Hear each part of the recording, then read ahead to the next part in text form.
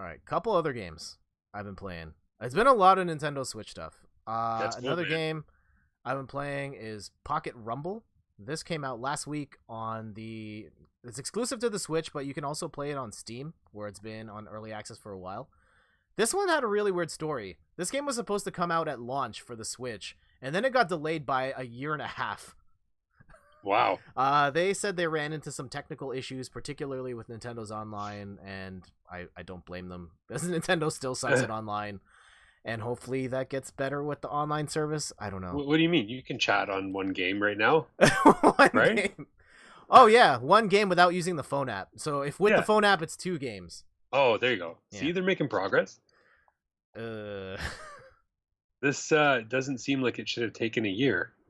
so no, like I don't know. They've said it's the online stuff that Mhm. hung them up, and then they fixed some other stuff. But anyway, this is a 2D fighting game in the style of the Neo Geo Pocket. So I've actually held that system a total of one time. I was at a toy fair last winter, and someone was Uh-huh. selling a Neo Geo Pocket with a bunch of games. And I didn't want all the games, but the guy was like, I gotta sell it as a whole set because, like, if you buy the system, no one's gonna buy these games from me. Yeah, you'll be the only guy with a Neo Geo Pocket. Yeah, So who am I going to sell the games to? exactly. So I didn't get a Neo Geo Pocket at that time. But the interesting gimmick about this game, besides the look of it, is the controls, where you only play it with two buttons, and all the special moves are done with simple commands. So you're either holding down forward or down back, and then pressing one button, and that is it. Okay. So you want to throw a fireball, down forward A. So how do you feel about that? It I feel like, I don't know. It works surprisingly well here. I think I do have some quirks with the diagonals, particularly on the Switch itself. Like if I'm playing it in portable mode, this thing doesn't have a proper D-pad, so hitting those diagonals consistently can be problematic. But when playing on a Pro controller, it's awesome. Yeah. Works really well.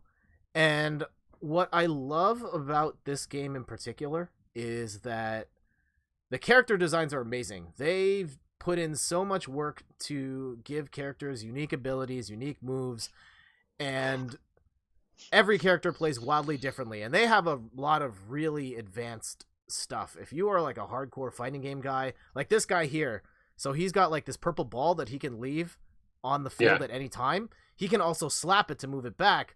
And the thing is, he can trigger a second ball and it'll electrocute anything in the middle. That's But so then cool. he can also send a ball up in the air, and he can send one or two balls up in the air so that he can electrocute up in the sky, or he can do it at a diagonal to create like this crazy electrical thing. So there's and like that's just one of every character in the game has crazy stuff like that. That's cool. And so you've got this game that's like a super hardcore fighting game with a simplified control set, and on that level, it's awesome. The problem is it's a super hardcore fighting game, and it really isn't casual or like it's not friendly in the sense that the arcade mode has no difficulty settings in it, and its default is set way too high. Oh, And okay. the first time I played it, I just got destroyed. And even now, like now that I've gotten a feel for the game, I'm still struggling to beat the arcade mode, and I would imagine that for most people, like it's impenetrable. Really? Yeah. Yeah, because I was looking at this thinking, oh, maybe I'll give it a shot. But you're a fighting game guy and you're getting stomped, so I'm just going to probably not do that. And then on top of that, the matchmaking right now is really wonky. So this video right now, I'm playing against the number 51 ranked player in the world, and this is like my fourth match. Oh, wow. So, I don't know if that's a function of the player base being really small or some quirks with the matchmaking.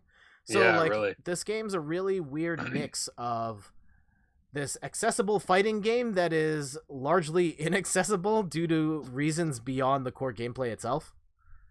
Yeah. And so it exists on this really weird spot. I think I'm going to be playing more of it because I really enjoy the gameplay and can I'm willing to take on these hurdles, but I think for the people that it actually wants to reach the most, it's going to fail because the computer's too hard and the online matchmaking is too inconsistent. Yeah. So you'll play a normal match and get beat, and then say, "Oh, I'll try online," and then get really beat, and then Yeah, it's just endless beatdown unless you know yeah. what you're doing. It looks really cool. It is, and I I like really hope. the art style. And what's it called? The developer said that there is a major update coming with more characters and hopefully difficulty settings for the arcade mode. Like, if they could just get that in the game, it would be so much easier to recommend. But right now, like, it's tough. So which guy are you playing here? I am the guy with the red gloves. Oh, okay. So I'm the one doing not nearly as cool stuff. Yep. Right on. All right, I'm going to talk about one more game, and then we will jump to your stuff, because I've been talking Sure. way too much.